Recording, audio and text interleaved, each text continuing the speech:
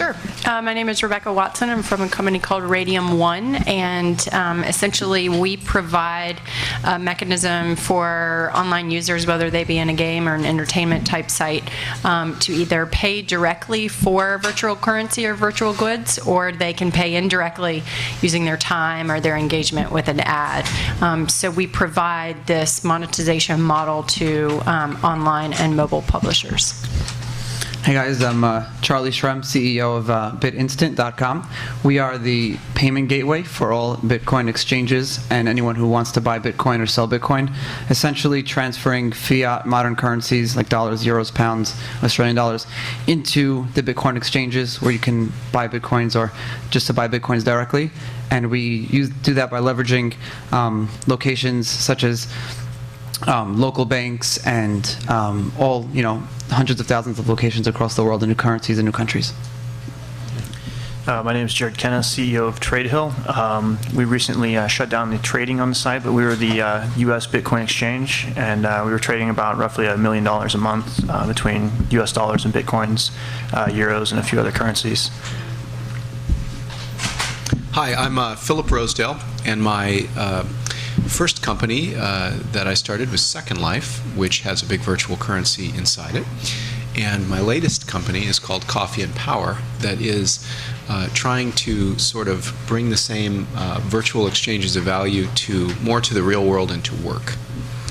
And I'm Eric Chan, your moderator for the panel. I work for a company called MB Mobile, where we take virtual currency and turn it into mobile airtime. And we support 320 mobile operators in 100 different countries. So fact of the matter is, if you have a mobile phone in the world, chances are if you use our virtual currency, we can actually credit your phone account with airtime. Okay, so to get started with this, we'll try to level set the panel and the audience of what exactly is the definition of virtual currency. I did a little research just to make sure that the definition hadn't changed, and it was really focused on sort of what Rebecca started with, which is gaming and entertainment used as a currency. But I think over time, a lot of things have changed probably since the first time it was used. The definition has kind of been more, I guess, evolving or blurred. So maybe one of you guys can take what do you think virtual currency to mean to you?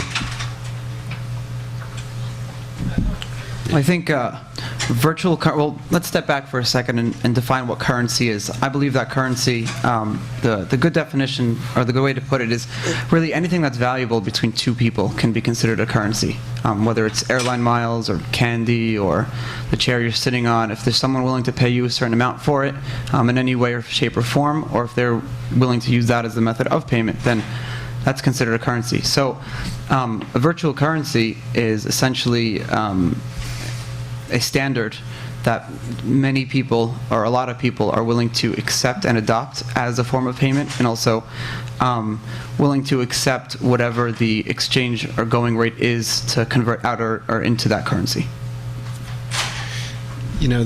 I think that to add to that, the biggest distinction that's probably material to think about in a conversation like this is that there are different types of sort of virtual currencies in the world today, or currencies in general. One is currencies issued by governments. Another one is virtual currencies like the currency in Second Life, in which there's like a company or some entity that's essentially managing how much of the currency exists and how you use it. And then the third case, which is Bitcoin, which the best example of is Bitcoin, is one in which there's some clever technique used to enable the currency to exist without any single entity controlling it. I mean, I think, as a 101, like that's one of the most important points to be made in talking about all this stuff. Is each one is one of those three. So how would you guys view PayPal? It's kind of a hybrid model. So there's also these hybrid exchanges as well? PayPal's not a currency. They're just a kind of currency transmitter in a way. I mean, you're still using dollars, pounds, euros, or whatever currency you have, and having to let PayPal act as a bank and hold your dollars to send it from one person to another. And they're charging on the payment from me to you. But they fall more into that second category of an organization, not a government, that essentially manages a whole bunch of money. But it's true, they're not technically a currency, but they do have a stored balance. And so they're effectively similar. But yeah, this is a great example. They're number 2. Okay. Rebecca, why don't you, since you have, I know, a lot of experience through Radium One, what have you seen as some tips for people who have been successful in virtual currency? What do they typically do to grow their economy, essentially? Yeah, I think as long as publishers or these companies who are leveraging currency as sort of a business model and a user engagement tool, they attach sort of a premium to the items that users are trying to get or the premium content they're trying to access from the virtual currency. So I think to make it a strong motivation so that the user really values something a lot and they're willing to pay directly out of pocket with it. Those are the strong models. I also see a lot of publishers, game companies kind of following suit in this whole daily deal flash sale mentality. So we power all the virtual currency within, if you're familiar with social networks or virtual worlds, tagged, TAGGED or IMVU, and they do a great job of making the user feel like they're going to get, say, a discount on currency or they get more currency on a particular day if they transact today, right? And so they'll do kind of like discount today or kind of flash buying. So they're playing into this whole marketing aspect of it, and they tend to double their revenue in a typical day like that. How does the panel feel about gift cards as a potential currency? Basically having, Macy's, Walmart, and other companies essentially generate these cards that are freely exchanged. I mean, there was the CEO of CashStar, I believe, was on a panel speaking earlier, and then there's another company, Plastic Jungle, which essentially has created this marketplace for trading gift cards that have very low monetary value. You guys see that as potentially another quasi? I guess that's been working for a long time, right? Because if you fill out a quick survey for Subway or for some retailer or something, you get $1 off your next purchase or something like that. So it's existed for a long time. I think that they recognize that users want some type of tangible reduction of their price or whatnot. They can use it. So yeah, I think it works. Is that? But you kind of interestingly mentioned that take a survey, get $1 off. Is that more? That's more sort of couponing than virtual currency per se, like for marketing purposes rather than freely trading. Gift cards kind of illustrate one of the big problems that the overall evolution of these virtual currencies demonstrates, which is that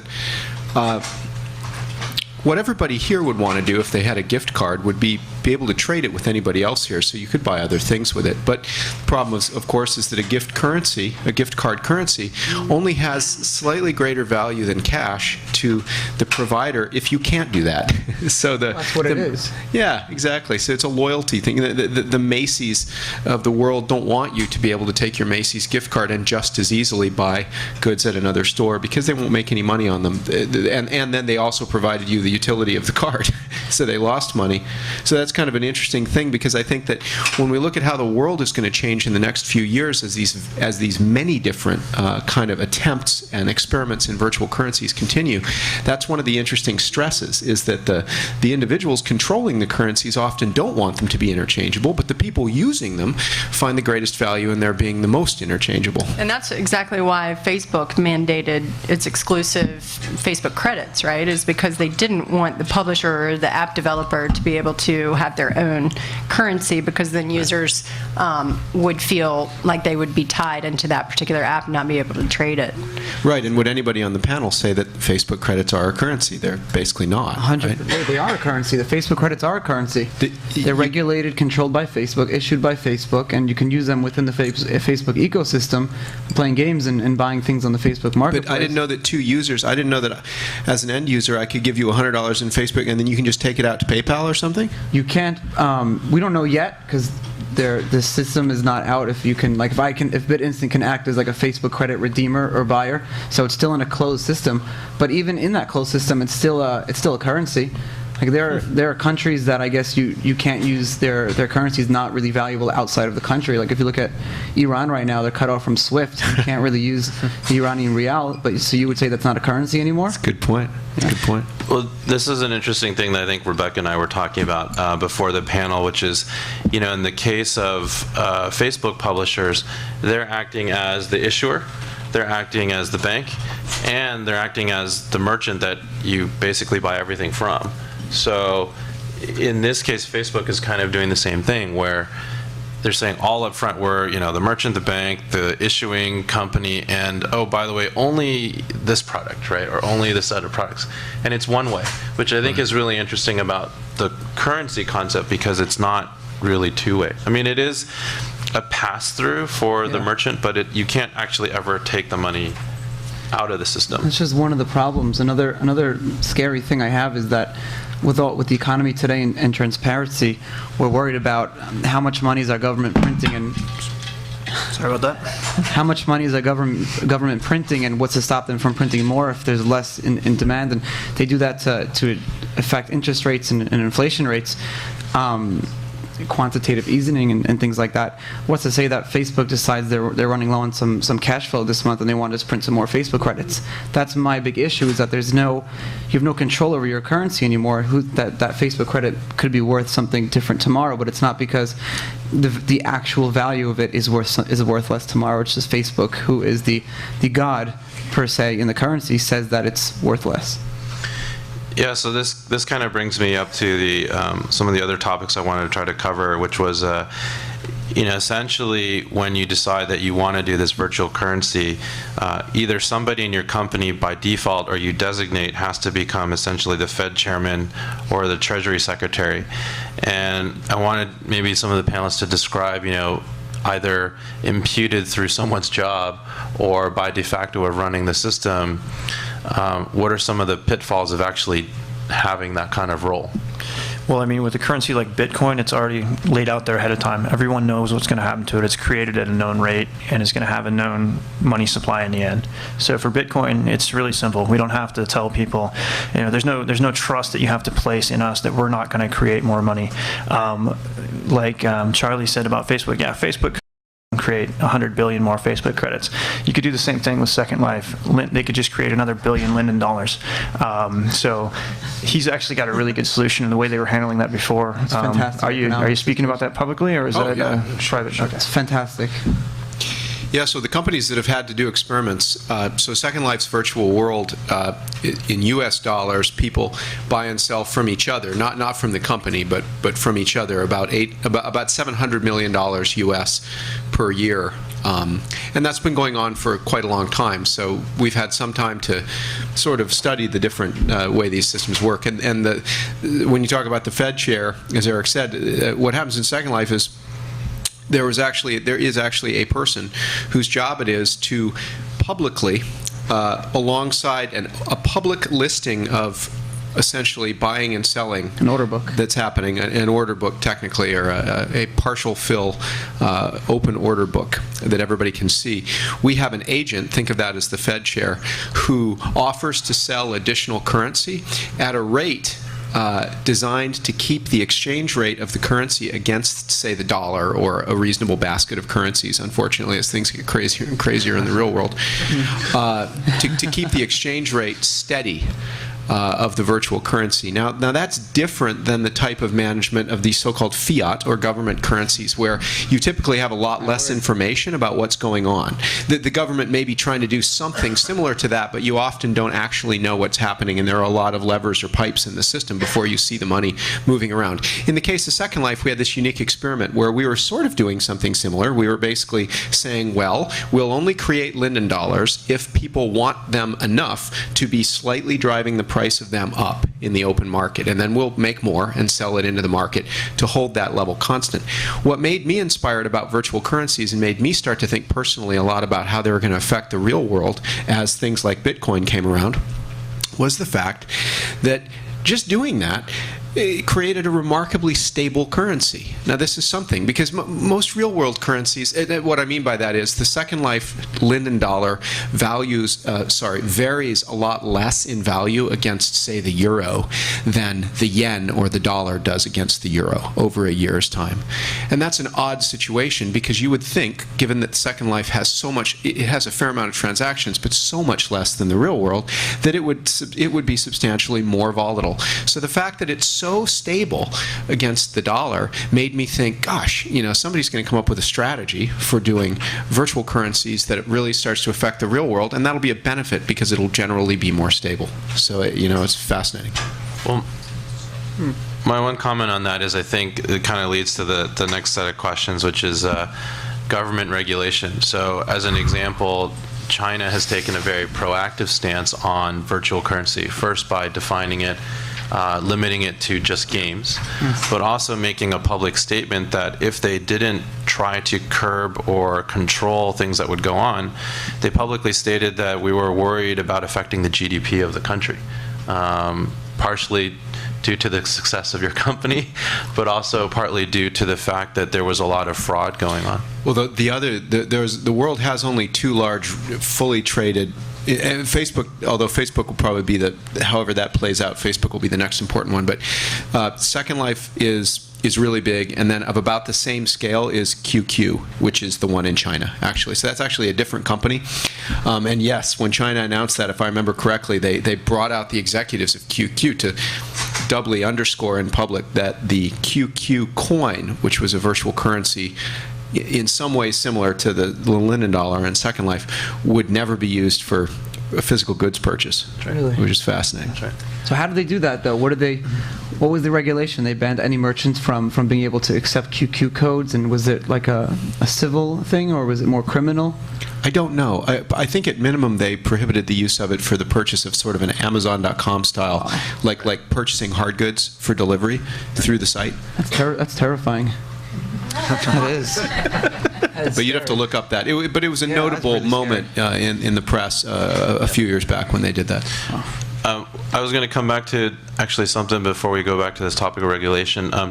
Rebecca, when you are dealing with publishers and also entertainment companies, are you providing advice about maybe inflation from what you're seeing, or do you kind of just let most of the publishers do whatever they want at their own peril? Yeah, they basically pursue their own changes to their own economy because the type of users vary so widely. I mean, we work with publishers who provide, massively multiplayer online games, MMOs, and those users are just insanely addicted to these games, and they're transacting often, and a lot of their users are what are considered whales, so they spend more than $100 on these online virtual goods and whatnot per month.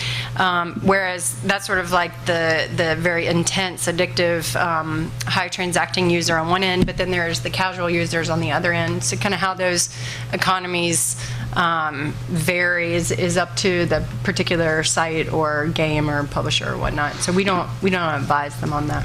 But have you seen when publishers alter their currency rate to what you guys peg, that there's hopefully the desired effect, or is it a sort of a short-term thing? Well, we've seen a trend in that typically publishers assumed that users want to purchase in kind of the $5, $10, $20 batches of currency, but when you give users a much smaller sort of entry point, even at, say, $1 or a portion of $1, the amount of users who actually convert is a lot greater, and so your overall revenue that you generate per day is greater. I mean, your company is an example. Users have a lot of free time, and so we see a large and increasing number of users who are willing to watch a video to get 50 cents worth of currency, or to check out something on Facebook supported by an advertiser like an HP or General Mills or something. They're willing to give their time even if it's 4 cents on the dollar, and that just goes to show you people are not quickly getting rid of their own real world dollars to buy online currency as much as their time and engagement. You guys, does anyone else from the panel have any other comments about you're worried about regulation or governmental laws regarding virtual currency? Yes. Regulation is a big thing. I want to let Jared answer it first because he had some issues with that also. Yeah, it's a big He lives down the block from the federal building, so I moved. Yeah, I actually FBI watches us. actually could like see the feds right out of my window. Yeah. It's not why I moved, but I like it better where I'm at now. Yeah, the thing is, nobody really wants to take a real hard stance on that in the States or like Western Europe or anything like that. China, yeah, I'm not surprised China's the first one to really put their foot down. China can just say, don't use virtual goods anymore, we'll put you in prison, and people will stop doing that. But as far as the States go, I've asked questions to the Department of Financial Institution, and their answer to me was, your questions aren't a priority for me. And this was when I was in their office. And I said, well, are you still going to prosecute me if you don't like what I do because you won't answer my questions? You know, people are aware of it, but nobody really wants to make a real solid statement on it, which to me is really disappointing because it's obvious that this is the future and this is the way it's going. You know, we got Facebook and Zynga and Bitcoin and Linden dollars. That's not new. You guys been around, what, 10 years now? long time, yeah. Yeah, and it's just really disappointing that nobody wants to make a real ruling on it, really set their foot down. I was super surprised when I applied to become an MSB, a federal MSB, which is a money services business, which basically is regulated by FinTech, the Financial Crimes Enforcement Network of the IRS. When like 2 weeks ago they finally approved my application, that to me was me saying to them, hey, I want to tell you what kind of business I'm doing. You know, millions of dollars are going through my accounts every day. I don't want to end up in a courthouse or in a jail cell someday. And if I do, at least I can say to you guys, hey, look, I was proactive in trying to be compliant. And we have a very solid 20-page, written by lawyers, anti-money laundering, and your customer policy manual. So, I mean, we're the ones who are being proactive, but the government isn't just responding to us right now, and they don't want to give us direct answers, either because they don't know how to classify it because they know we can go around it, or they're scared of it, or I just don't know. Bankers that I've spoken to, or people high up in UBS and in Morgan Stanley, they say, yeah, every banker knows what Bitcoin is, and either they love it and they embrace it and they think it's awesome, or they're scared of it, they hate it, and they don't want any involvement with whatsoever. And it's those guys who are the ones who are pushing down the lobbyists and federal regulators to push down Bitcoin, or they call it virtual currency. Exactly. And the one statement that FinCEN put out, they call, I guess they defer it to Stored value? Right. But on Form F-107 is like the form you file when you register for FSB, and, or I'm sorry, MSB. And it says an alternate, or I'm sorry, I used to talk about this every day, now I can't remember. Let me get back to you on that. Let me pull it up, I'll come back to you. But they did say a thing that if you're selling prepaid access or stored value, which is kind of like what we do. I mean, if you want to really broaden the definition of virtual currency, you can say it's a stored value of something else. They did say that if you are a company that processes more than $1,000 per day in modern fiat currency to virtual currency, then you have to register, file suspicious activity reports, be compliant, I get like free BSA training every year, which is really cool. I get to go to the IRS building and stuff. But yeah, so it's very difficult to be compliant. 43 states out of the 50 require not only you to become a federal MSB, but a statewide MTB, money transmitter business, which PayPal, Western Union, MoneyGram, all of these companies have those licenses. Now, first of all, in order to get one in any state, you need to have ridiculous capital requirements, you need to have years of banking experience, and you need to go through what I like to call the King Arthur's round table of money transmitter businesses like PayPal, Western Union, and all those guys. So it's really, really difficult to get those licensing, and they do it for that reason, to scare you out of trying to become a financial startup and be their competition. I'll bring it up later. So I was also going to add into this mix, because we're sort of leaning on virtual currency, the whole concept of rewards programs, right? So the European Union, I think, as recently as last year, 2 years ago, they were talking about wanting to tax people getting frequent flyer miles because it was potentially a source of income if your business paid you to fly somewhere, but you were getting the perks. And it is as far as most people consider a virtual currency because it can be rewarded for real goods. Airlines have clearly stated their approximate value. And for that matter, there was one statistic I looked up that there's over 14 trillion airline miles in existence, worth about $700 billion. So that's pretty significant. I mean, 17 trillion. Okay, so 17 trillion, right? Ridiculous. I don't know if anyone would think of that as a threat, but that's pretty threatening as something that could then be expendable, traded, reused, resold, auctioned, all the stuff that comes with, a regular currency. So I don't know Did if you watch the Good Wife episode? The Good Wife TV show did an episode on Bitcoin, which I think was fantastic. A couple of members of our community helped them script it and everything to make sure they got their facts right.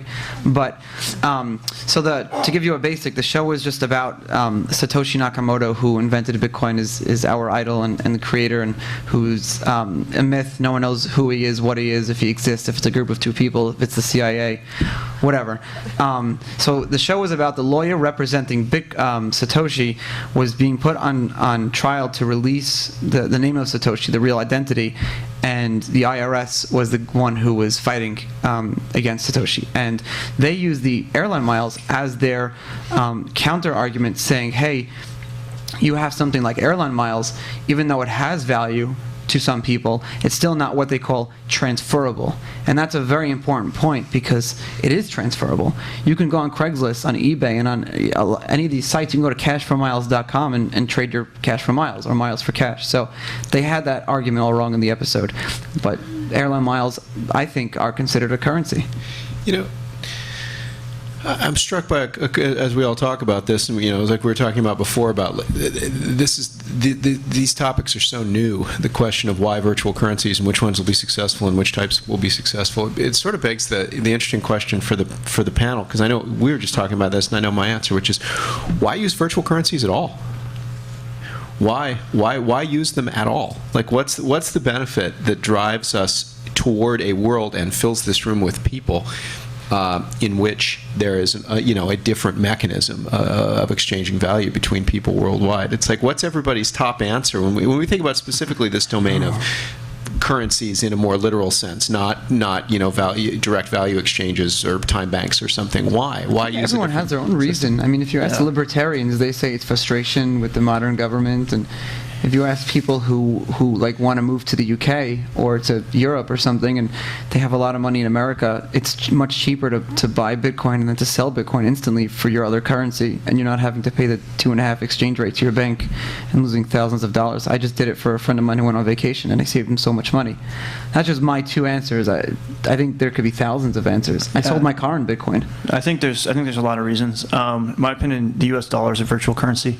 It really is. Well, you laugh. I'm joking. And it's the credit serious. of our government. That's all it is. But in all seriousness, something like less than 3% of U.S. dollars actually exist. So if you don't agree that the U.S. dollar is a virtual currency, it's a 97% virtual currency, and that's a fact. So when you talk about advantages of virtual currencies, there's numerous. You can talk about a company like Facebook. They can manipulate the hell out of it. They can say, oh, we got 1 million today, we got 2 million tomorrow, we just doubled our money supply, our money. And then on the other side of that coin, you can have Bitcoin, where it's virtual, and due to that, we don't have to regulate and control the money supply ourselves because the code does it, the protocol does it. So you have so much more control over a virtual currency. Because the US dollar is a virtual currency, they don't actually have to print 700 billion when they do a bailout. They just make it Jared, appear. What's the difference between our virtual currency, Bitcoin, well, not ours, the people's currency? Actually, I shouldn't use the word people's, because anything synopsis with people's is communist, but the People's Party, the People's Country, whatever. But what's the difference between Bitcoin and the dollar virtual currency? We have the three things that currencies are based out of, which are market rates, supply, demand, and speculation. We all know how U.S. Mint and the Federal Reserve control interest rates and can print money whenever they want or whenever they feel it's needed. So we don't really know what supply is.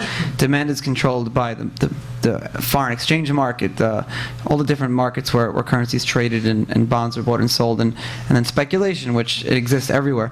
Bitcoin has a predictable supply that's divisible by hundreds of millions. So, I mean, technically speaking, theoretically, the supply can never really run out. Demand is pure because it trades on a totally free exchange. There's no fees to trade Bitcoin.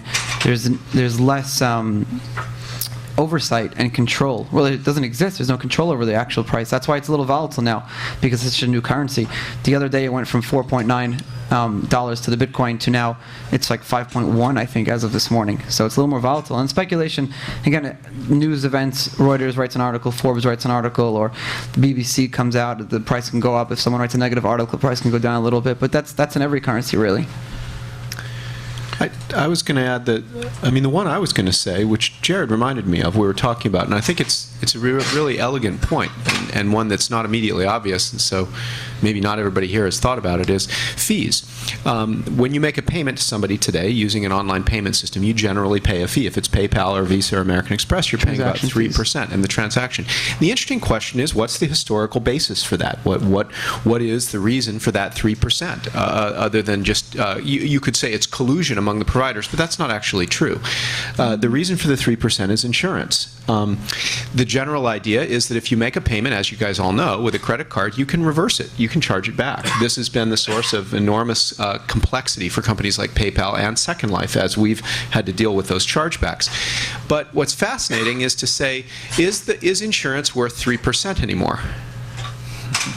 If you pay someone $100 for something, is the likelihood that, in other words, 3 times out of 100, are you going to essentially lose your money? And of course the answer is, as there's more network information and more Facebooks and more trust online, the probability of that loss is lower, and therefore the fees can be lower, for example, by using something like Bitcoin, which does not actually offer the chance of getting your money back. Once you've paid it, it never comes back again. And I always think that's a really, really interesting thing to be thinking about as we consider these different systems. I would also make the comment that as you're actually not moving physical bags of money anymore like we used to, right?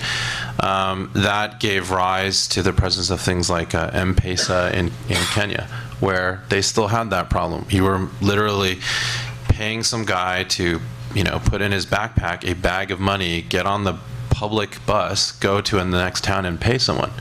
And so they had to come up with this version where that wasn't going to happen because of insurance or just loss. But you're right, as long as we can mitigate that and you're just literally moving, what do they call it, account registers essentially, right? And not really moving physical bags of cash, you should be able to reduce that to very, very low and still be profitable. Right. I mean, you're always going to have costs. You're going to have costs for servers, and you're going to have costs to maintain the software and that kind of thing, and the people, customer service, et cetera. But when you eliminate the risk of chargebacks and fraud and things like that, yeah, your costs are nothing. You're changing a number in a database, which is pretty cheap. So, Philip, sorry. Well, I was going to say, Rebecca, I think you and I were talking about fraud as well. That that's something that you guys have spent a lot of time. Yeah, we've developed some anti-fraud measures. I mean, I think that in the most simplest case, we can identify the geographies where the majority of fraudsters come from, and it tends to be Indonesia, Thailand, India. So we can block users from using our sites or apps or games or whatnot. We can do caps per user, we can do caps per IP, we can do caps per machine ID, all sorts of pretty hardcore measures we can take to kind of block this. But in the grand scheme of things, the volume of fraud is large, but the number of users who are frauding isn't. So it tends to be the same users over and over who learn how to trick the system. So it's in the virtual world, it's not a huge problem on sort of a population basis, but just that they figure out how to do it and do it over and over in various sites and games. And Philip, what we were talking about before as well, in terms of the transaction fees, I've been approached by merchants who are so excited that they can accept a currency where there's no transaction fee and there's no irreversibility that... Reversibility. Sorry, yeah, what did I just say? Reversibility, wow. Long nights. That they're saying, hey, I'll give my customers a 2% discount if they pay with Bitcoin. I'm selling a $10,000 video camera, and we get crazy chargebacks, or a customer uses a credit card and they decide that they don't like the camera anymore, or it's a stolen credit card, we're screwed without it. This way we get our cash flow instantly, because you can trade Bitcoin to any currency back within minutes, get your money in your bank account and be able to buy more goods, and then also they're not worried about the chargebacks, and they're not paying the 3% fee. They'll give a nice discount for customers who are willing to accept Bitcoin. So that's another reason why you can use Bitcoin to buy goods, virtual or physical goods, online or in stores. Yep. Well, my one comment is that, at least for our business, everyone knows how long 60 seconds is a minute, and since we're using airtime as our currency, it only has to fluctuate based on what the operator in that market, it's market adjusted basically, right? So in the US, a minute costs, let's say 10 cents or 15 cents depending on the type of plan you have, but in other markets it can cost a lot less. Generally it slides towards what the economic purchasing power of that individual is in that market. So we're using actually time as our way to kind of price adjust or currency adjust, rather than a fixed currency against two different currencies. So